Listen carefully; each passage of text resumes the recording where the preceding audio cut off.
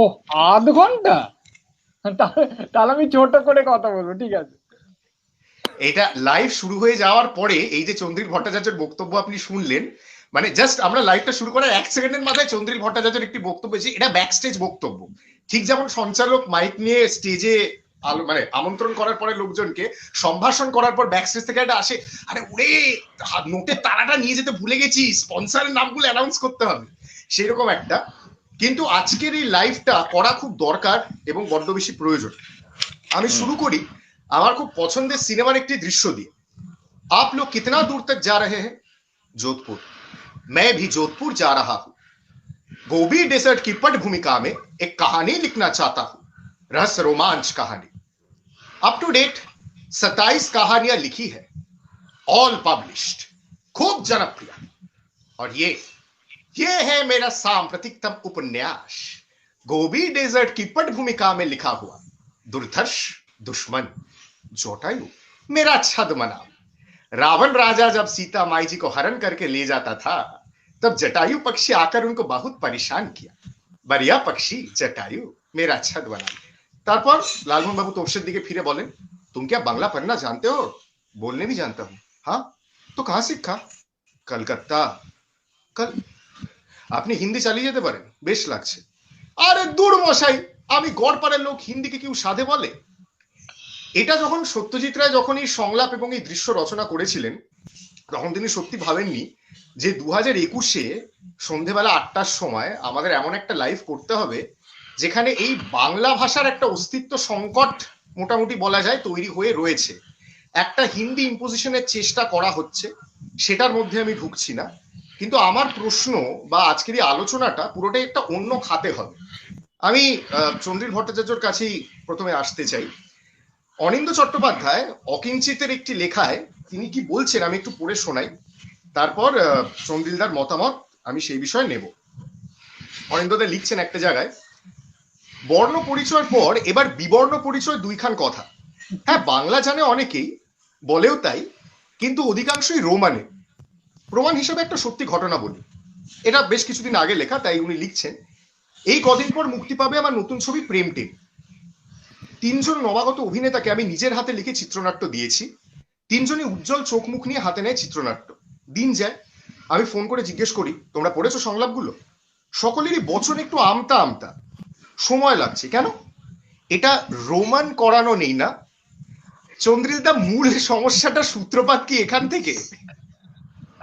না, এইটাই একমাত্র সমস্যা তা না, কিন্তু অনিন্দ যেটা লিখেছে সেটা মোক্ষম। অনিন্দ এই গল্পটা আমাকে বলেছিল, আমি আমার একটা বক্তৃতা লাগিয়েও দিয়েছিলাম। এটা সত্যি যে এটা শুনলে স্তম্ভিত হতে হয় যে বাঙালির ছেলে বাংলা হরফ পড়তে জানে না, বা বাঙালির মেয়ে বাংলা হরফ পড়তে জানে না। এতে কোনো সন্দেহ নেই যে এটা বাংলা ভাষার কোনো ক্ষেত্রে একটা পরাজয়ের দ্যোতক। মানে তুমি নিশ্চয়ই কোথাও হেরে গেছো যে একজন বাঙালি বাংলা পড়ছে না, বা পড়লে ওই রোমানে পড়ছে, ওরকম ভাবে SMS লেখে বা হোয়াটসঅ্যাপ করে, ঠিকই আছে, ঠিক বলেছো যে এটা একটা লক্ষণ বটে।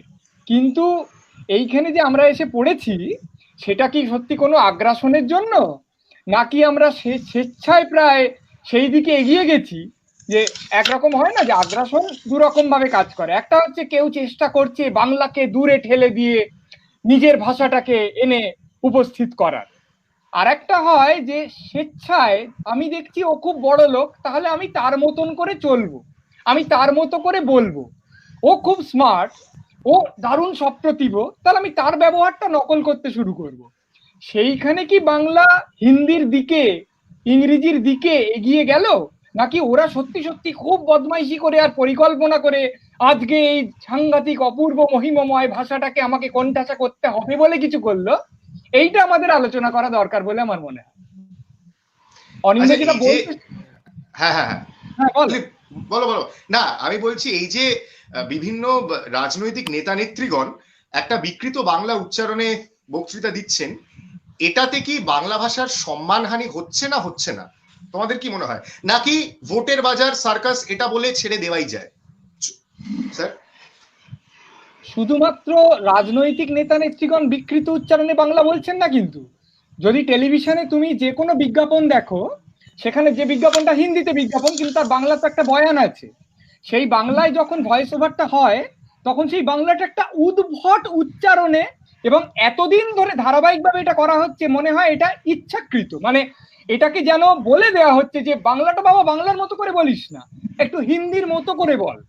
তার দুটো কারণ আছে, একটা হচ্ছে অমিতাভ বচ্চন কি বিদ্যা বালন বলছেন, তাদের নকল করার জন্য তাদের গলায় ইচ্ছে করে একটু বিকৃত বাংলা উচ্চারণ করা হচ্ছে, কিন্তু সেটা সবসময় নয়। মানে বিভিন্ন ধরো আমি যদি বলি যে এটা পাতা জোড়া বিজ্ঞাপন, মানে কয়েক কোটি টাকা লাগে যদি সমস্ত কাগজে দিতে হয়, সেইখানে যদি লেখা হয়, আমি বলছি না কোন ব্র্যান্ড, তারা লিখছে যে স্মাইল করুন আর শুরু হয়ে যান। এখন কথা হচ্ছে স্মাইল করুন আমি তবু মেনে নিতে পারি, মুচকি হাসুন কথাটা কেউ জানে না, ঠিক আছে, কিন্তু শুরু হয়ে যান মানে এটা কি বাংলা হতে পারে? আমি কি বলতে পারি অগ্নি শুরু হয়ে যাও? এটা তো হতে পারে না। বলতে চাইছে ঝলমলে হাসুন আর একটা ঝলমলে দিন শুরু করুন, আপনি দিনের গোড়া থেকেই থাকুন তরতাজা ও চনমনে, এই তো। তা এইটা কেউ বলে দেয়নি আমি কয়েক কোটি টাকা খরচা করতে পারি আর আমি একটা বাঙালিকে মাইনে দিতে পারি না বা সামান্য টাকা দেখতে একদম ঠিক আছে, কপিটা হচ্ছে না তো। এবার যেটা হচ্ছে উল্টোটা, বাঙালিরা কিন্তু কাল থেকে বলবে এই সকালে তুই ভালো শুরু হয়েছিস, আমি তো ভালোই শুরু হয়েছি। ব্যাপারটা উল্টো নয়, বাঙালিরা এইরকম বাংলা কেন প্রয়োগ করা হচ্ছে বলে প্রতিবাদ করবে না, সে চাইবে ওই রকম করে বাংলাটা যেন বলা যায় কাল থেকে, তাহলে ওই পাতা জোড়া বিজ্ঞাপনের ঝকমকানির দিকে চলে যেতে পারবে।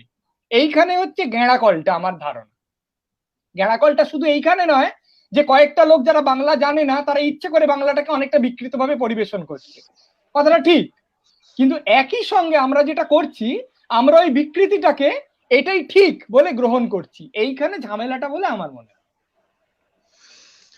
অনিন্দ্য চট্টোপাধ্যায়ের কাছে যদি আসি, আচ্ছা আমাদের চতুর্থ অতিথি এই মুহূর্তে, মানে নিজেকে ধরেই আমি বলছি, চতুর্থ ব্যক্তি উপস্থিত, মানে তার আলাদা করে পরিচয় করিয়ে দেওয়ার কোনো দরকার নেই, শ্রীজাত আমাদের সঙ্গে যুক্ত হয়েছেন এই লাইভটিতে, এবং খুবই একটি দরকারি প্রয়োজনীয় প্রাসঙ্গিক আলোচনা।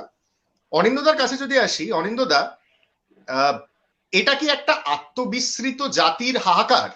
মানে অনেকদিন ধরেই একটা সামগ্রিক অবক্ষয় হতে হতে হতে হতে স্মাইল করুন শুরু হয়ে যান হতে হতে হতে হতে এখন খাদের কিনারায় এসে আমরা অবস্থান করছি বলে কি আমাদের এত বিপ্লব প্রতিবাদ? তোমার কি মনে হয়?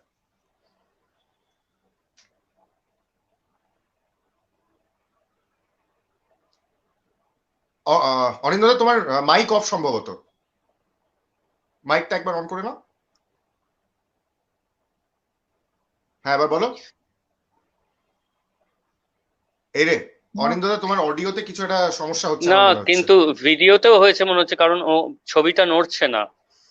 হ্যাঁ আমার মনে হচ্ছে অনিন্দ্যদার অডিও ভিডিওতে একটা সমস্যা হচ্ছে। বেরিয়ে গিয়ে আরেকবার জয়েন করবে অনিন্দ্যদা, সুরাহা হতে পারে, বেরিয়ে গিয়ে একবার জয়েন করো।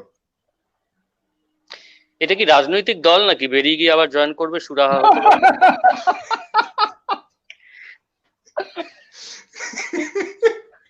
তুই বলো, এত অসামান্য মন্তব্যটার পর তুমি বলো, এটা বলো বলো বলো, তুমি বলো। ধরে নিয়েছি, এবার শোনা যাচ্ছে? হ্যাঁ এবার শোনা যাচ্ছে, বলো বলো বলো। এই তো বোঝা গেল যে বেরিয়ে ঢুকলে সুরাহা হয়।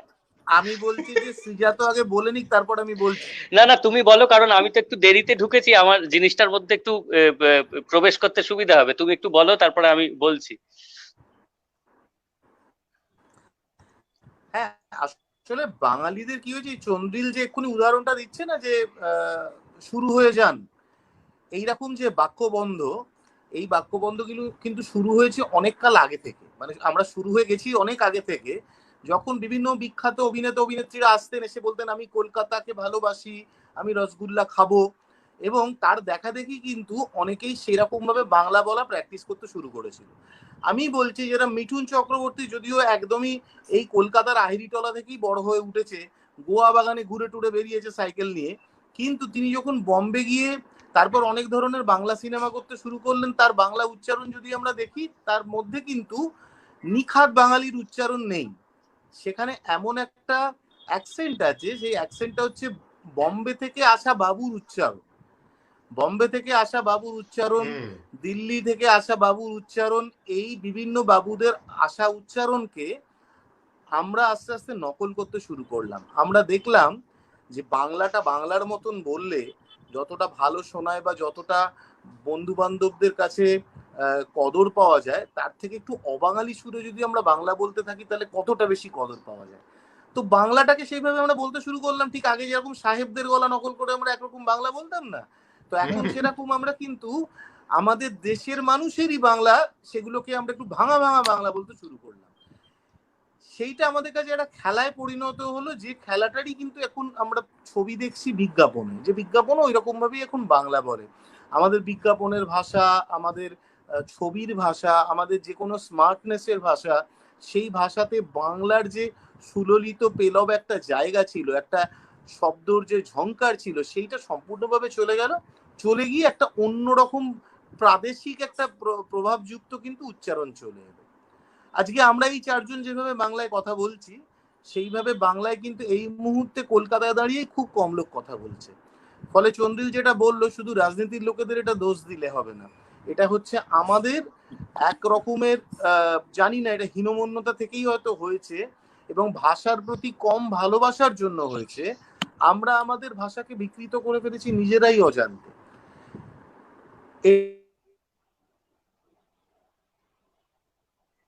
হ্যাঁ, বলো বলো বলো, নিজেরা অজান্তে, হ্যাঁ বলো তা বলো। হ্যাঁ, এবং যত সেটাকে আমরা আস্তে আস্তে সেই দিকে ঠেলে দিয়েছি, তত বিপর্যয়ের মুখে বাংলা পৌঁছে গেছে, তত খাদের দিকে বাংলা পৌঁছে গেছে। এবং আস্তে আস্তে আমরা নিজেরা এইটা এখন এই আলোচনাটাকে আমরা ম্যান্ডেটরি করে নিয়েছি। প্রত্যেকটি 21শে ফেব্রুয়ারির কাছাকাছি, নববর্ষের কাছাকাছি আমরা বাংলা ভাষার অস্তিত্ব সংকট নিয়ে আলোচনা করব। অর্থাৎ বাংলা ভাষা আছে এখন ভেন্টিলেশনে, তো তাকে কি করে অক্সিজেন যোগানো যায়, আরো কিছুদিন বাঁচিয়ে রাখা যায়, তার জন্য এই শ্রীজাত, চন্দ্রিল, এই সমস্ত ডাক্তারদের ডেকে আনা হবে। অনিন্দকেও ডেকে আনা হবে, ডক্টর চট্টোপাধ্যায় বাদ যাবেন না। শ্রীজাতদার কাছে আমার প্রশ্ন একটাই, এই যে বাংলায়, মানে এই যে বাংলার গণতন্ত্রের জন্য ভোট পাওয়ার জন্য বিভিন্ন রাজ্য থেকে এসে নেতা নেত্রীরা বাংলা উচ্চারণ তো ছেড়েই দিলাম, বাংলা ভাষায় বাংলা শব্দ প্রয়োগ করে নিজেদের বক্তব্য রাখছেন, এইটা শুনলে আর সুনীতি কুমার চট্টোপাধ্যায় কি বলতেন? শ্রীজাতর কাছে আমার প্রশ্ন। দেখো, এইখানে আমি অন আ সিরিয়াস নোট, যেটা অনিন্দ বলল তারই প্রতিধ্বনি করে বলবো যে যারা বাইরে থেকে এসে কথা বলছেন, তারা দুবার আসছেন, চারবার আসছেন, তাদের কাজ মিটে গেলে তারা আর আসবেন না। এবং তাদের বাংলা বলাকে আমি না ততটা তাতে দুঃখ পাচ্ছি না, কারণ বাংলা তো তাদের ভাষা নয়।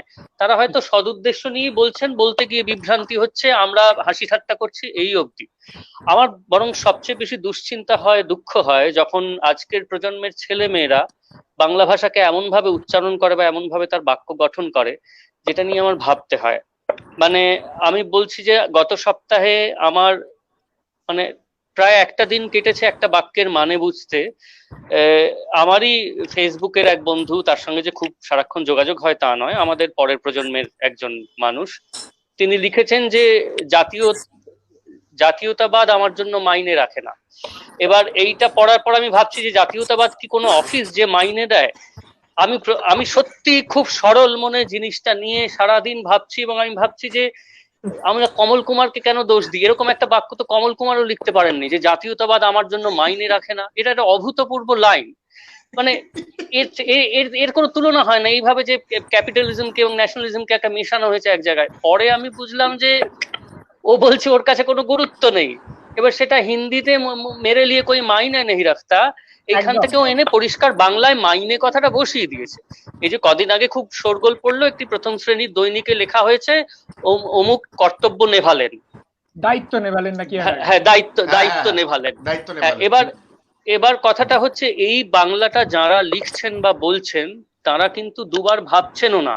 তার কারণ হচ্ছে এটা তাদের কাছে এতটাই জলবত্তরলং স্বাভাবিক একটা বিষয়, যে তারা লিখতে গিয়ে মনে করছেন এটাই তো স্বাভাবিক, জাতীয়তাবাদ আমার জন্য কোনো মাইনে রাখে না। কারণ সে ছোটবেলা থেকে হিন্দি সিনেমায় শুনে এসছে মেরে লিয়ে কই মাইনে নেই রাখতা, তো বাংলায় তো আমি তাই বলবো। এইটা অনেক বড় অসুখ অগ্নি, এবং এইটার চিকিৎসা এই 3 ডাক্তার 4 ডাক্তারের কাছে আছে বলেও আমার ধারণা নয়। কারণ এইটা এমন একটা অন্তর্গত বিষয়, যেটা থেকে বেরোতে কিন্তু আমাদের খুব বেগ পেতে হবে। ফলে বাইরে থেকে এসে দুদিনের জন্য কে কি বলে যাচ্ছেন সেই নিয়ে আমি ভাববো না। আমিও যদি উর্দু বলতে যাই, আমি যদি গুজরাটি বলতে যাই, আমারও 4টে ভুল হবে হয়তো, কিন্তু খোদ বাংলায় জন্মে বাংলায় বড় হয়ে যদি আমি বলি যে জাতীয়তাবাদ আমার জন্য মাইনে রাখে না, বা ব্যাট করতে এসে অমুকের দায়িত্ব নেভালেন তমুক, তখন আমার অনেক বেশি দুশ্চিন্তা হবে। এবং এই যেটা তুমি এক্ষুনি বললে চন্দ্রিলদার এই ডিবেট ফেসবুকে আমরা মানে কমপক্ষে 1000 বার দেখেছি, শুনেছি, কিন্তু আমরা শিখছি কি সেটা আমাদের একটা মানে সেটা সেই প্রশ্নটা বোধহয় নিজেরা মানে আজকের দিনে দাঁড়িয়ে বিশেষ করে করা উচিত বা করা অত্যন্ত প্রয়োজন। কিউ কি সেটার আক্ষরিক অনুবাদ হয়ে গেল কেন কি, কেন কি বলে বাংলায় কিন্তু কিছু হয় না। সেটা চন্দ্রিলদার ডিবেটে আমরা শুনছি, কিন্তু এটা আমাদের নিজেদের মনে উদয় হচ্ছে না যে এরকম কোনো শব্দবন্ধ বাংলায় হতে পারে না। সেটাই কি আরো চিন্তার বিষয়? এতে কোনো চিন্তার কিছু নেই, এটা একদম এটা নিশ্চিত। আমি অনিন্দর সঙ্গে একমত যে এই হাহাকারটা বহুদিন ধরে চলতে চলতে আজকে আমরা যে দুর্দশায় এসছি তাতে বাংলা ভাষা বেশি দিন আর নেই, এটা নিয়ে আমার কোনো সন্দেহ নেই। শ্রীজাত যেটা বলছে যে আমরা ডাক্তার তো অনেক কিছু কাজ করে, কোন ডাক্তার চিকিৎসার চেষ্টা করে, কোন ডাক্তার এসে বলে সরি, সেই সিনেমায় একটা হয় না সরি মিস্টার ব্যানার্জি, তখন বড় ট্র্যাজিক বাজনা হয়, বোঝা যায় যে সে মারা গেছে, তার মালা দেখানো হয় একটা ফটোতে, সবাই দুঃখিত হয়। ফলে ডাক্তারের অনেক রকম রোল থাকে, তার একটা ভূমিকা হচ্ছে মৃত্যুটা ঘোষণা করে দেওয়া।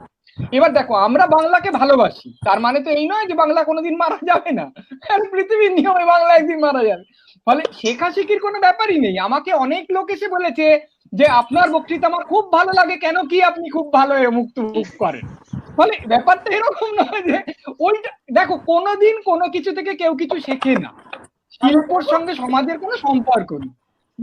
বলেছে কোন তুমি কল্পনা করতে পারো শ্রীজাত যে কথাগুলো বলে তার সঙ্গে আমি একটা কথা জুড়ি যে আগে এই শব্দটার মানে বাংলা এখন হচ্ছে পরে, মানে আগে আমরা বলতাম যে আমি যাব হচ্ছে এই ওই পার্কটার আগে ট্যাক্সিটা থামাবেন, এখন আমি বলি ওই পার্কটার আগে আগে মানে বলতে চাইছি পার্কটার পরে। আগে আর পরে তো বিপরীতার্থক শব্দ ছিল, তা নয়, এখন আগে আর পরে হচ্ছে সমার্থক শব্দ। এখন আমরা হিন্দির আগেটাকে বাংলার পরে হিসেবে প্রয়োগ করি, সমস্ত লোক তাই করে। সমস্ত লোক বলে আমার বাড়িটা হচ্ছে ঠিক ওই গলিটার আগে, মানে ওই গলিটা পেরিয়ে গিয়ে হবে।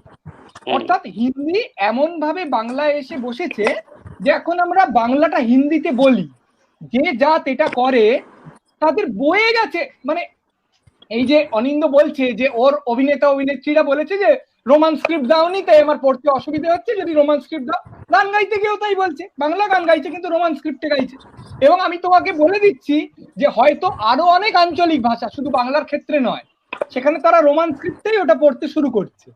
ফলে আঞ্চলিক ভাষা, এমনকি আমার ধারণা যারা হিন্দি বলেন, আমি জানি না, হয়তো হিন্দি অভিনেতা অভিনেত্রীরাও হিন্দি অক্ষরে বা দেবনাগরী অক্ষরে তাদের ডায়লগ গুলো বলেন না, ডাব করার সময় রোমানে হয়তো নিয়ে নেন। ফলে আসলে আগ্রাসন, ক্ষমতা, বৈষম্য এসব অনেক স্তরে হচ্ছে। আঞ্চলিক ভাষা কিছুদিন পর কিছু থাকবে, কিছু উঠে যাবে। বাংলা যে উঠে যাবে এতে আমার কোনো সন্দেহ নেই। এবার আমার দুঃখ হয় আমি বাংলাকে ভালোবাসি, আমি বাংলা লিখি, তোমার দুঃখ হয় তুমি বাংলায় কথা বলতে ভালোবাসো, শ্রীজাত দুঃখ হয় ও বাংলায় কবিতা, অনিন্দ দুঃখ হয় বাংলায়, এটা আলাদা কথা। ব্যক্তিগত দুঃখের উপর তো মৃত্যু নির্ভর করে না, যা মৃত্যু হবে তখন কি করে।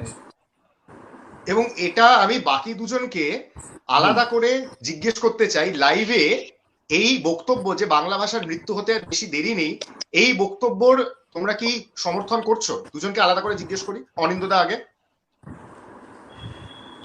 না, চন্দ্রিল আমার মনে হয় একটু বেশি রেগে গিয়ে বলেছে বা খুব দুঃখ পেয়ে বলছে, কিন্তু আমার একটা কথা মনে হয় যে ভাষার মৃত্যু নেই।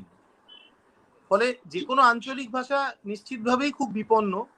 এবং সত্যি সত্যি একটা আমাদের যেরকম পাড়ার সমস্ত মুদির দোকান উঠে গিয়ে শপিং মল থেকে জিনিস কেনার প্রবণতা বা সেটাকেই করে দেওয়ার একটা এক ধরনের জাতীয়করণের প্রস্তুতি রয়েছে, কিন্তু আমি বলবো এসব সত্ত্বেও বাংলা ভাষা বেঁচে থাকবে। একটা ভাষা বেঁচে থাকে তার সাহিত্যর জন্য। তো সেই এবং সেই সাহিত্যর আমি বলছি আমাদের ভাড়াটা এতটাই বড়, তো সেটা কিন্তু কখনো আমাদের চলে যাবে না। মুশকিল হচ্ছে সেই যে অত বড় যে ভাড়ার ঘরটা আমাদের রয়েছে সেটা সামলাবে কি আর সেটা দেখবে কি। তো আর সেটা রোমান স্ক্রিপ্টে পুরোটা লিখবে কি? না না, আরেকটা কারণ আছে। রোমান স্ক্রিপ্টেও যেরকম হবে, তার কারণ এখন আর শুধু চোখে পড়া মানে দৃষ্টি দিয়ে পড়ার ব্যাপারটাই সব নয়। এখন যেরকম স্টোরি টেল এসে গেছে বা আরো যারা সব করছে, তাতে যেরকম অডিও ফরম্যাটেও বই কিন্তু মানুষ পড়ছে। তাহলে ভাষা শিক্ষার ক্ষেত্রে যেরকম আগে পড়াটা একটা খুব গুরুত্বপূর্ণ জায়গা ছিল, সেটা থেকে সরে গিয়ে হয়তো এরকম হতে পারে ভাষাটাকে পুরোটা সে কানে শুনছে, তো সেইটা শুনেই কিন্তু সে আস্তে আস্তে বেড়ে উঠবে। তো বাংলা ভাষার, আমি নিজে বাংলা ভাষায় কথা বলি বা অন্য কোনো আর ভাষা জানি না বলে বলছি না, কিন্তু তার একটা সত্যি মাধুর্যের জায়গা আছে। তো সেইটা সন্ধান শুধুমাত্র আমরাই চারজনই পেয়েছি, আর কেউ পাবে না, এরকম ভাবার কারণ নেই। কোনো না কোনো ভাবে নিশ্চয়ই বিভূতিভূষণকে আবিষ্কার করতে শিখবে কেউ না কেউ, আসবে উত্তর পুরুষ আমাদের, যে জীবনানন্দ সত্যি কিরাম লিখতেন সেটা বুঝতে পারবে। তো সেটা যদি হয় তাহলে ভাষাটা কখনো মারা যাবে না। কিন্তু এই যে বলছি যে আমরা যে মৃতপ্রায় একটা দশায় নিয়ে এসেছি বা এই সময়কালটা সেটাই যাচ্ছে, সেইটা থেকে এইটা রাস্তাটাকে ঘুরিয়ে দেওয়ার একটাই এর ব্যাপার, সেটা হচ্ছে যদি এই ভাষা সম্বন্ধে আমাদের একটা গর্ববোধের জায়গা তৈরি হয়। এই গর্ববোধের জায়গাটা যে কি করে আসবে, শ্রীজাত কবিতা লিখে আসবে, না আমরা ব্যান্ডে গান গেয়ে আসবে, নাকি চন্দ্রিলের বিতর্ক করে আসবে, আমি জানি না, কিন্তু এই ভাষাতেও যে বাগ মারা যায় এই বোধটা কিন্তু আমাদের জানতে হবে। তো সেইটা যদি কোনোদিন হয় যে হ্যাঁ এই ভাষাটা আমাদের আমাদের একটা কোথাও নিজেদের ভালো লাগার জায়গাও তৈরি করছে, আমাদের নির্জনতা বা আমাদের একলা থাকার ভাষা হিসেবেও বাংলাটা কিন্তু আমাদের ভালোবাসার জায়গা। যদি ভালোবাসতে পারে ভাষাকে, তাহলে বাংলা ভাষা আবার কোনো না কোনো সময় দেখবো যে আমাদের যারা তরুণ তুর্কিরা আসছেন তারা এই ভাষায় নিয়ে চর্চা করছেন, কাজ করছেন। শ্রীজাতদার কাছে যাওয়ার আগে অনিন্দদা যেহেতু এক্ষুনি বক্তব্য শেষ করলো, আমি অকিঞ্চিতেরই আরেকটা ছোট্ট অংশ পড়ে সেই সম্বন্ধে সেই বক্তব্যটা নিয়ে প্রশ্নটা করব। অনিন্দদা একটা জায়গায় লিখছে, ভিনদেশ থেকে মানুষ এসে বাংলা শিখছেন, মূল ভাষায় মহাশ্বেতা পড়বেন বলে আমাদের নবীন প্রজন্মের এত অনীহা কেন? কারণ খুঁজতে বেরোলে আমাদের নিজেদের গালেই 82 শিক্ষা থাপ্পড় পড়বে, শেখাইনি আমরাই। আমাদেরই বাড়ির ছেলেমেয়েরা ফরফর করে ইংরেজি বললে এত গদগদ আনন্দিত হয়েছি বরাবর। গ্লোবাল এক প্রজন্ম তৈরি করতে গিয়ে বাংলা ভাষাকে গামছা পরিয়ে দিয়েছি। তার পরের লাইনটা মারাত্মক, অনিন্দদা যেটা লিখেছে, পুরো প্রক্রিয়াটাই কিন্তু লোভ নির্ভর। শ্রীজাত এই বক্তব্যের সঙ্গে কতটা একমত বা আদৌ একমত কি? দেখো, আমি সব মিলিয়েই বলি, সেটা হচ্ছে যে এই বক্তব্যের সঙ্গে একমত না হওয়ার কোনো উপায় নেই। কেননা আমরা তো জানি যে বাংলা এখানে কাজের ভাষা হয়ে উঠতে পারেনি, এবং আমরা জানি যে বাংলা মাধ্যমে পড়লে চাকরি পাওয়া যায় না ভালো, বাংলা মাধ্যমে পড়লে ভালো কাজ পাওয়া যায় না। এবং সেই জন্য আমাদের মনে হয় যে ছোট থেকেই তাহলে বাবা একটা ভাষা শিখেই যখন বড় হবে কাজ করবে, তাহলে সে ইংরেজিটাই শিখুক না হয়, তাহলে জীবনে উন্নতি করতে পারবে। এরকম হয়তো একটা ভাবনা চিন্তা আছে মানুষের মনে। কিন্তু আমি বলি যে খুব বড় ইয়েতে দেখলে, যে বিষয়টা আগেও কথা হচ্ছিল, যে বাংলা ভাষা কিন্তু কখনোই কোনো গোঁড়া ভাষা ছিল না। গোঁড়া ভাষা কখনো এতদিন টিকে থাকতে পারে না। বাংলা ভাষা চিরকাল অন্য অনেক ভাষাকে নিজের মধ্যে নিয়েছে, নিজের একটা স্থিতিস্থাপকতা তৈরি করতে করতে এগিয়েছে। নদী যেভাবে পাথর ভাঙতে ভাঙতে রাস্তা করতে করতে চলে, এবার বাংলা ভাষার মধ্যে আরবি আছে, ফার্সি আছে, উর্দু আছে, হিন্দি আছে, ইংরেজি আছে, এত রকমের শব্দ আছে। তাও তো আমাদের কোনোদিন মনে হয়নি বাংলা ভাষা বিকৃত হচ্ছে। আমি তোমাকে পছন্দ করি এই কথাটা বলতে তো আমার কখনো মনে হয়নি আমি পছন্দ কথাটার একটা চলতি রূপ ব্যবহার করছি। কিন্তু আমি যদি বলি তুমি আমার পছন্দিদা মানুষ, তখন আমার অসুবিধে হতে শুরু করবে।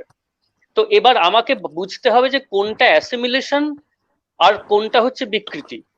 আমি অ্যাসিমিলেট করছি ভেবে একটা বিকৃতির দিকে চলে যাচ্ছি। অ্যাসিমিলেশন যা হওয়ার হয়ে গেছে, দরজা এসে গেছে, পছন্দ এসে গেছে, পাজামা এসে গেছে, অনেক কিছু এসে গেছে বাংলা ভাষায়, ইংরেজি থেকে, আরবি থেকে, ফার্সি থেকে, উর্দু থেকে, হয়তো আরো আসবে। কিন্তু আসারও একটা প্রক্রিয়া আছে। সেই প্রক্রিয়াটাকে না বুঝে আমি আমার মতো যে কোনো শব্দ যে কোনো ভাবে প্রয়োগ করলে সেটা বাংলা ভাষার মধ্যে অন্তর্গত হয় না, এটা আমাকে বুঝতে হবে। আর দুই, আমার একটা কথা বলতে ইচ্ছে করছে, সেটা হচ্ছে বাংলা মানে কিন্তু শুধু পশ্চিমবঙ্গের বাংলা নয়। আজকে পশ্চিমবঙ্গের বাংলারই এই দুরবস্থা হয়তো হয়েছে। আমরা যারা প্রত্যেকে প্রতিনিয়ত বাংলাদেশে যাতায়াত করি বা তাদের সাহিত্য, তাদের যাপন, তাদের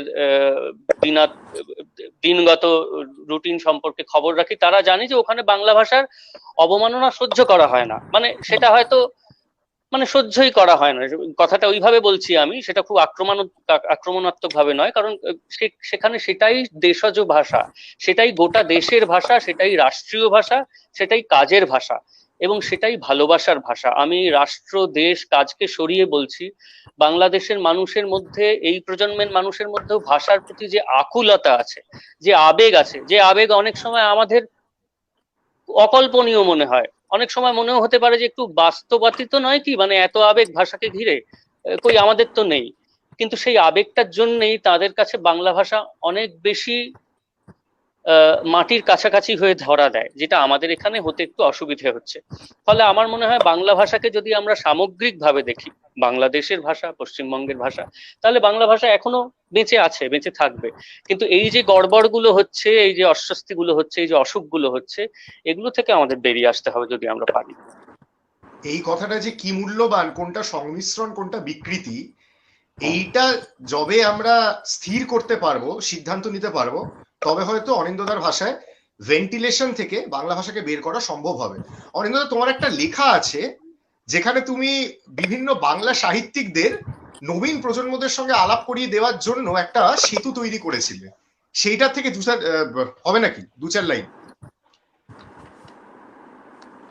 ওটা আমি লিখেছিলাম, মানে ওটা মজা করেই লেখা, যে আমার বক্তব্য ছিল যে এখনকার প্রজন্ম যে বাংলাটা বলে সেটা ঠিক বাংলা নয়, ওটা হচ্ছে বাংলা। তো ফলে পুরনো আমাদের যে সত্যি সত্যি এত রকমের সাহিত্য রয়েছে, সেটা যেরকম সত্যি সত্যি রোমানে লেখার কথা চন্দ্রিল বলছিল, তো আমার মনে হয় যে তাদের যদি আজকে সত্যি পড়াতে হয়, আরণ্যক পড়াতে হয় বা ত্রৈলোক্যনাথ পড়াতে হয়, তাহলে আবার সেটাও একটা বঙ্গানুবাদ করেই পড়াতে হবে। কারণ বাকি ভাষাটা বোঝা কিন্তু আমার মনে হয় তাদের সত্যি একদম শিবের বাবারও অসাধ্য। আমি লিখেছিলাম যেমন ধরো ছোট ছোট পিস কিছু কিছু অনুবাদ করেছিলাম বাংলা থেকে বাংলায়। তার একটা অনেকগুলো লেখা ছিল, একটা ছোট লেখা পড়ছি, কুম্ভীর বিভ্রাট, ত্রৈলোক্যনাথ মুখোপাধ্যায় তার মূল যে টেক্সটটি ছিল সেটা পড়ছি। বলিব কি ভাই আর দুঃখের কথা, কুমিরের পেটের ভিতর দেখি না যে সেই সাঁওতাল মাগি, 4 দিন পূর্বে কুমির যাহাকে আস্ত ভক্ষণ করিয়াছিল, সেই মাগি পূর্বদেশীয় সেই ভদ্র মহিলার সমুদয় গহনাগুলি আপনার সর্বাঙ্গে পড়িয়াছে, তাহার পর নিজের বেগুনের ঝুড়িটা সে উপুর করিয়াছে, সেই বেগুনগুলি সম্মুখে ডাঁই করিয়া রাখিয়াছে, ঝুড়ির ওপর বসিয়া মাগি বেগুন বেচিতেছে। তো এটার আমি একটা বাংলায় অনুবাদ করেছিলাম। সে অনুবাদটা এরম: ভাইটি কি স্যাড কেস, ক্রোকোডাইলের বেলির ভিতর দেখি সেই ট্রাইবাল চিকনি চামেলি, 4 দিন আগে ক্রোকোজাকে অন দ্য রক্স গিলে নিয়েছিল, সেই চিকনি ফার ইস্ট ম্যাডামের অর্নামেন্ট টোটাল লড়িয়ে নিজের ব্রিঞ্জাল বাস্কেটটা উল্টে দিয়েছেন, and you know all brinjals আর সম্মুখে ডাই, my god, sitting on that bucket that tribal চিকনি বেগুন বেচছে, উফ, লেট বাইগনস বি বাইগনস। তো এটা অনিন্দ্যদা আরেকটা হোক একটাই ঠিক হচ্ছে না, মন ভরছে না, আরেকটা যে কোনো, মানে অসাধারণ। এটা শুনলে সত্যি সত্যি সত্যি মানে একটা সম্যক ধারণা তৈরি করা যায় যে কেন এই জায়গায় আমরা বঙ্কিমচন্দ্র চট্টোপাধ্যায়ের লেখা, তার শব্দ ব্যবহারের ওজস্বিতা, এসব নিয়ে আমরা সত্যি সত্যি সমঝে চলতাম আমাদের মানে যখন আমরা পড়াশোনা করছি সেই সময়। আনন্দ মঠের একটা ছোট পাঠ আমি অনুবাদ করেছিলাম। মূল বাংলা ছিল অতি বিস্তৃত অরণ্য, অরণ্য মধ্যে অধিকাংশ বৃক্ষই শাল, কিন্তু তদ্ভিন্ন আরো অনেক জাতীয় গাছ আছে, গাছের মাথায় মাথায় পাতায় পাতায় মিশামিশি হইয়া অনন্ত শ্রেণী চলিয়াছে, বিচ্ছেদ শূন্য, ছিদ্র শূন্য, আলোক প্রবেশের পথমাত্র শূন্য, এইরূপ পল্লবের অনন্ত সমুদ্র, ক্রোশের পর ক্রোশ, ক্রোশের পর ক্রোশ, পবন তরঙ্গের উপর তরঙ্গ বিক্ষিপ্ত করিতে করিতে চলিয়াছে, নিচে ঘনান্ধকার। এটা আমি বাংলা করেছিলাম ফুল ব্ল্যাক ফরেস্ট, ফরেস্টে কোনো ট্রির গায়ে শাল জড়ানো, এসব অবশ্য ট্রি নয়, হিস্ট্রি, কিন্তু খালি গায়েও কিছু আছে, গাছের মাথা ও পাতা রেডি মিক্স করে অনন্ত শ্রেণী মর্নিং ওয়াক করছেন, নো আওয়ার আপন, নো ফুটি ফাটা, লাইট ফাইট ঢোকার কোনো সিনই নেই, পাতা ফাতা ऐसा সাগর বানিয়েছে, অফকোর্স অন গড, পাতার আইটেম ডান্স দেখলে ভাববেন দীঘা বিচের ঢেউ, নিচটা অবশ্য টোটাল ডার্ক। আমি জানি না এই লেখার পর কি বক্তব্য রাখা উচিত, চন্দ্রিলদাই রাখুক। না, কিছু বলার নেই, এরকমটাও করেছে। তবে এটাও ঠিক যে এইরকম, মানে আমরা যে বলছি না যে বাংলা ঠিকই থাকবে, শ্রীজা তো একটা খুব মূল্যবান কথা বলেছি যে বাংলা তো শুধু আমাদের পশ্চিমবঙ্গের নয়, কিন্তু আমরা এখানে পশ্চিমবঙ্গের কথাই আসলে আলোচনা করছি। থাকলে যদি এই রূপে থাকে, যে রূপটা অনিন্দ ব্যঙ্গ করেই অতিরেক দিয়েই একটা তৈরি করেছে, সেটাকে অন্তত আমরা যেটাকে বাংলা বলি সেটা হবে না। এবার না হলে হবে না, সত্যি তো একটা লোক শিশু বয়সে একরকম দেখতে হয়, বুড়ো বয়সে আরেক রকম দেখতে হয়, ঠিকই আছে, কিন্তু আমরা যে বাংলাটাকে ভালোবাসি সেটা তো একটা নির্দিষ্ট বাংলা। আর অনিন্দ যেটা বললো, এই যে বাংলাটা, এর যদি কিছুটা অনেক কমতির দিকেও যায়, তাহলে যে বাংলাটা সেইটাকে আমরা ঠিক বাংলা বলে ভাবি না। এবার সেটা যদি থাকে, সেটা যদি গৃহীত হয়, সবার দ্বারা সমাদৃত হয়, ভালো কথা। কিন্তু আমার বক্তব্যটা এটাই যে আমরা হয়তো সত্যি সত্যি ওই অনিন্দর বাংলায় অনুদিত একটা বাংলার দিকে চলেছি। যদি যাই, তাহলে সেই গতি কি করে রোধ করা যাবে আমি জানি না, কারণ সেই গতি রোধ করার আসলে গরজ কিন্তু কারণ নেই। একটা কথা আমরা সকলেই মোটামুটি এদিক ওদিক করে বলেছি, যে আমার অনিন্দ সরাসরি বলেছে যে বাংলার জন্য কি আমরা গর্ববোধ করি। আমরা বলি বিভূতিভূষণ খুব ভালো, আমরা সব পড়েছি। এখনকার প্রজন্ম বিভূতিভূষণ কি ত্রৈলোক্যনাথ এদের বানানটাও ঠিক করে লিখতে পারবেন কিনা জানি না। সবচেয়ে বড় কথা, বানানটা ঠিক করে লিখতে হবে এই গরজ তারা অনুভব করেন কি? আমার মনে হয় না। করতেই যে হবে তারও মানে নেই। কিন্তু তাদের বক্তব্য হচ্ছে ঠিক আছে, রবীন্দ্রনাথ নামে একজন বড় কবি জন্মেছিলেন, সো হোয়াট, মানে তার মানে আমাকে এখন বসে বসে রবীন্দ্রনাথ পড়তে হবে? তার তো মানে নেই। আমার কাছে অনেক মজা আছে, আমি সেইগুলো করব, আমি অন্য জায়গা থেকে আমার আনন্দ আহরণ করব, কেন পড়তে হবে? যদি আমার মনোবৃত্তিটা এইরকম হয়, আমি যদি আদৌ বাংলার কাছে আসার কোনো প্রয়োজনই বোধ না করি, গোড়া থেকেই জানি ওটা একটা উপেক্ষণীয় ভাষা, ওটার ওই সংস্কৃতিটার সঙ্গে আমার কোনো লেনাদেনা থাকার প্রয়োজন নেই, তাহলে বাংলা কি করে এবার বাঁচবে বা ভালো হবে বা ভেন্টিলেশন থেকে বেরোবে? আমি তো তার যত্নই করছি না, আমি তো চিকিৎসা করছি না, আমি তাকে ওষুধ দিচ্ছি না। এইটা হচ্ছে ঝামেলাটা। আমি আজকালকার ছেলে মেয়েদের, আমি তাদের ছোট করছি না, তাদের সম্পূর্ণ স্বাধীনতা আছে বাংলা ভাষাকে না ভালোবাসা। আমি ভালোবাসি বলে আরেকটা লোককে ভালোবাসতে হবে, তার এরকম কোনো ফতোয়া দেওয়া যায় না। কিন্তু তারা যখন ভালোবাসেন না, তারা যখন ধুচ্ছাই বলে বাংলাকে ফেলে অন্য ভাষার দিকে চলে যান, আমার একটা বেদনা বোধ করার স্বাধীনতা আছে, আমার সকলের মন খারাপ হওয়ার স্বাধীনতা আছে, সেইটুকু আমরা করতে পারি।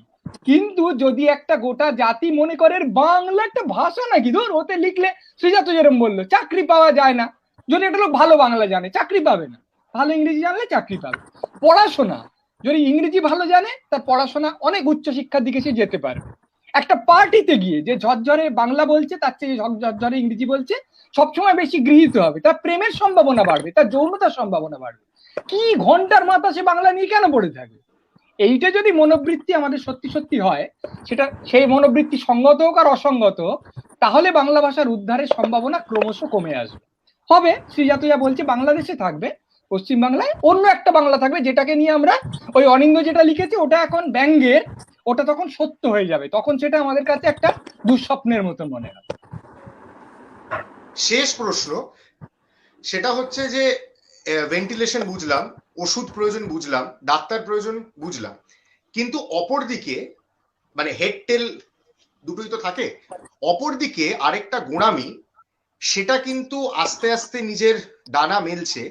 সেটা হচ্ছে যে বাংলা যদি আমি ঠিক করে না জানি এবং আমি যদি বাংলায় নিজেকে প্রকাশ করতে না পারি, বাংলা সাহিত্য না পড়ি, শুদ্ধ বাংলায় কথা না বলি, তাহলে হয়তো আমার পশ্চিমবঙ্গে থাকার কোনো অধিকার নেই, ঘেরাও করা হবে, ভাঙচুর করা হবে, অবরোধ করা হবে। এবার আমার প্রশ্ন একটাই, তিনজনকেই আলাদা আলাদা ভাবে, আজ যদি আমি বলি বিভূতিভূষণ না পড়ে মিলন কুন্দেরা পড়ছি, বা যদি আমি বলি হযবরল না পড়ে অ্যালিস ইন ওয়ান্ডারল্যান্ড পড়ছি, তাহলে কি আমি পশ্চিমবঙ্গে থাকতে পারবো না? শ্রীজাতদাকে দিয়ে শুরু করব, অনিন্দদা, এবং শেষ করব চন্দ্রিলদাকে দিয়ে। শ্রীজাতদা। না না, এটার তো প্রশ্নই ওঠে, তার কারণ যে কোনো ভাষাভাষী প্রথমে নিজের ভাষা শেখে এবং তারপর অন্য ভাষার সাহিত্যে, অন্য ভাষার শিল্পে মনোনিবেশ করে। ভাষার তো মজাই এটা যে একটা ভাষা শিখলে তুমি আরো 10টা ভাষার দিকে যেতে পারো, তার জন্য তোমার একটা ভিত্তি লাগবে। এবার ভিত্তিটাই যদি তোমার নড়বড়ে হয়, তখন তুমি কি ফরাসি, কি উর্দু, কি পাঞ্জাবি, কি মালায়ালাম আর কি চেক বুঝবে, সেটার একটা সমস্যা আছে। প্রথমে একটা আমাদের হিন্দুস্তানি শাস্ত্রীয় সঙ্গীতে বলা হয় যে একটা রাগ বাবা ভালো করে শেখো। একটা রাগ যদি তুমি ভালো করে শিখতে পারো, তাহলে তুমি সমস্ত রাগ গাইতে পারবে। তার কারণ আসলে ব্যাকরণটা একই, তার মধ্যে প্রবেশ করার বিষয়টা একই। এবার তুমি বাঙালি, তুমি বাংলা ভালোবাসো না সেটা তোমার বিষয়, তুমি মিলন কুন্দেরও ভালোবাসো, খুব ভালো কথা, সেটা বাসতেই পারো, এর সঙ্গে মনে হয় কোনো বিরোধ নেই, বা থাকলেও সেটা থাকা উচিত নয়। তার কারণ শিল্প সাহিত্যের আমার মনে হয় না কোনো বিভাজন হয়। শিল্প সাহিত্য আমার মতে দুরকম হয়, ভালো শিল্প আর খারাপ শিল্প, এবং খারাপ শিল্প মানে যা শিল্প নয় আসলে। সুতরাং হয় শিল্প আর না হয় শিল্প নয়, এটাই হচ্ছে কথা। এবার মিলন কুন্দেরা আমার মতো অবশ্যই অসামান্য শিল্প, এবার তুমি যদি মিলান কুন্দেরা দেখো, তুমি যদি আইজেনস্টাইন দেখো, মানে মিলান কুন্দের পড়ো, আইজেনস্টাইন দেখো, তুমি যদি পিকাসো দেখো, তো তাতে তো বরং তোমার প্রসার বাড়বে, তোমার প্রসার হবে আরো। এটাই যারা আপত্তি করেন তারা মনে হয় এক ধরনের আবার ওই গোঁড়ামি, এক ধরনের সংকীর্ণতা থেকে আপত্তি করেন, সেটা সমর্থনযোগ্য নয় আমার কাছে। অরিন্দদা? ওই শ্রীজা তো সব কথাই প্রায় বলে দিয়েছে। আসলে ভাষার ক্ষেত্রে কোনো মৌলবাদ চলে না। যে সাহিত্যগুলোর তুমি নাম উচ্চারণ করলে সেই সাহিত্যগুলো যদি কোনো মানুষ পড়ে, তাহলে বলতে হবে যে সেটার একটা সদর্থক ভূমিকা আছে, যে যে সাহিত্য পড়ছে, এবং সেগুলো যদি তাকে সে যদি ভালোবাসতে শেখে, তাহলে সে আশা রাখবো সে একদিন কিন্তু বাংলা সাহিত্য সে পড়বে।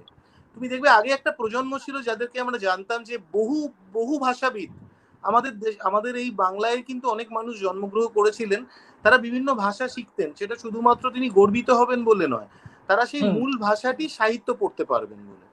আজকে ধরো প্রচুর মানুষ স্প্যানিশ শিখেছে মার্কেস পড়বেন বলে, আমরা অনুবাদ পড়বো না, আমরা ওই মূল ভাষায় পড়বো বলে। তো ফলে এটা কিন্তু একটা মানুষের সাহিত্য চেতনা বা তার বোধ বা সে সাহিত্য সম্বন্ধে কতটা তেড়িয়া তার উপর নির্ভর করে।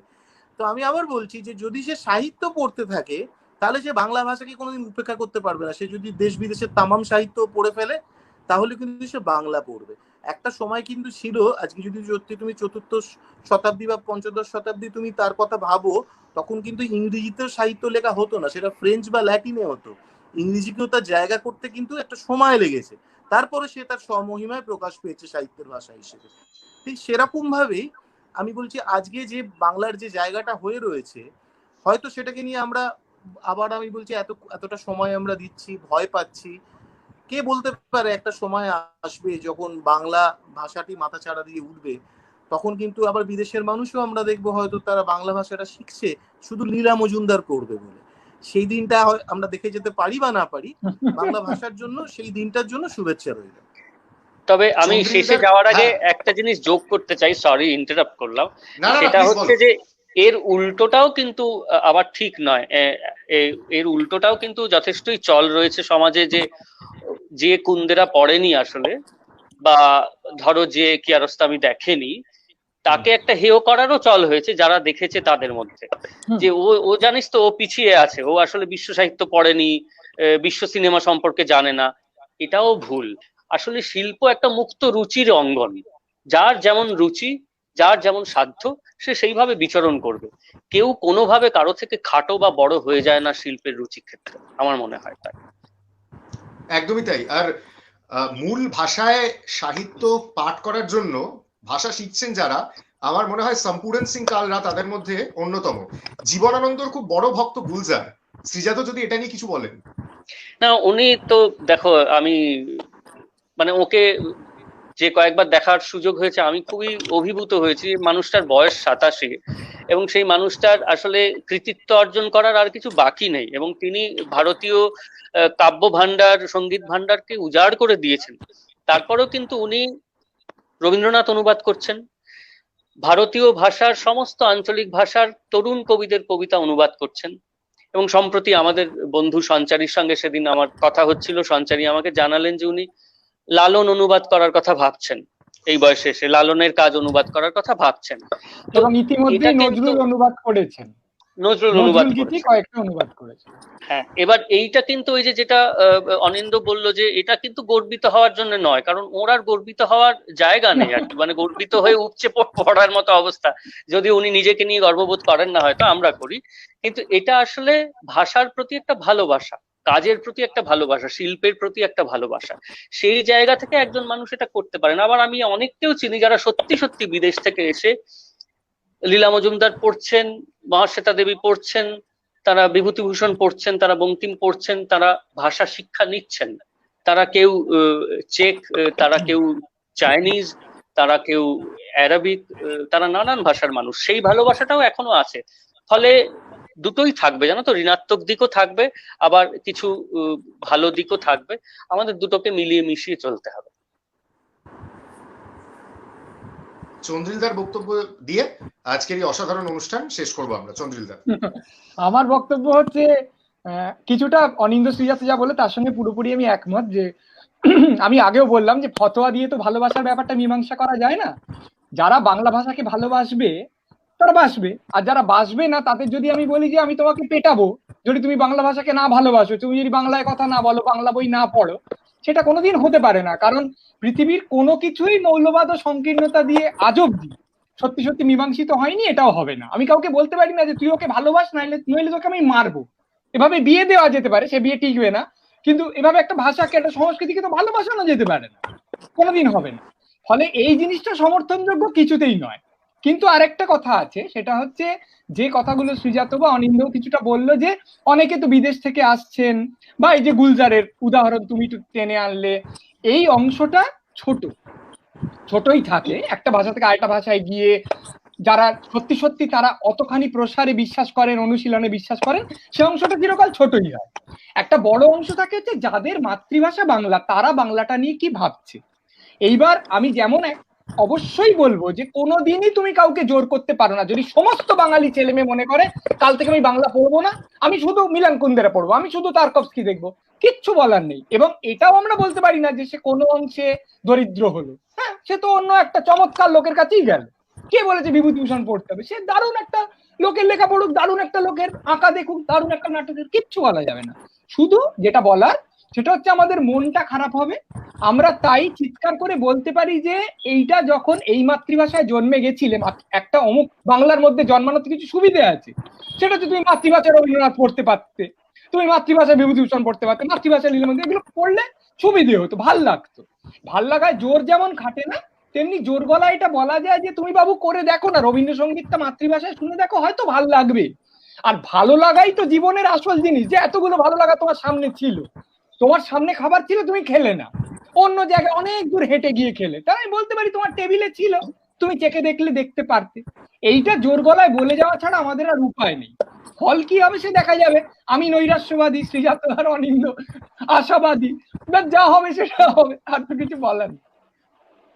শেষ পাতে একটাই কথা, যেটা আজকের আলোচনা থেকে দিনের আলোর মতন পরিষ্কার, শিল্প, সাহিত্য, সংস্কৃতি, রুচি যার যার নিজস্ব ব্যাপার। ঠিক যেমন ধর্ম যার যার নিজস্ব, আমি কি পড়বো আমার নিজস্ব, আমার সেক্সুয়ালিটি আমার নিজস্ব, ঠিক তেমনই শিল্প, সাহিত্য, সংস্কৃতি, রুচি নিজ নিজ ব্যাপার, নিজস্ব ব্যাপার। এটা না কোনোদিন কারোর উপর চাপিয়ে দেওয়া যায় না। এবং সাহিত্যের ক্ষেত্রে, ভাষার ক্ষেত্রে, শিল্পের ক্ষেত্রে মৌলবাদ চলে না। এটা একটা বিরাট কথা যেটা আজকের এই আলোচনা থেকে উঠে এলো। কিন্তু শেষ পাতে একটাই কথা, এই ভাষাতেই প্রথম বলে ডাকনু মায় মা মা বলে, এই ভাষাতেই বলবো হরি, সাঙ্গ হলে কাদা হাসা। এই ভাষার প্রতি যেন আমরা আজীবন শ্রদ্ধা বিনত হয়ে থাকতে পারি, তার জন্য আমাদের সার্বিক শিক্ষার উন্নতির প্রয়োজন। শ্রীজাত, অনিন্দ, চন্দ্রিলকে অসংখ্য ধন্যবাদ এরকম একটা আলোচনায় অংশগ্রহণ করার জন্য। তোমরা খুবই ব্যস্ত, কিন্তু এই যে মূল্যবান সময় আমাকে দিলে তার জন্য আমি সত্যি সত্যি আন্তরিকভাবে কৃতজ্ঞ তোমাদের কাছে। তোমাকেও ধন্যবাদ।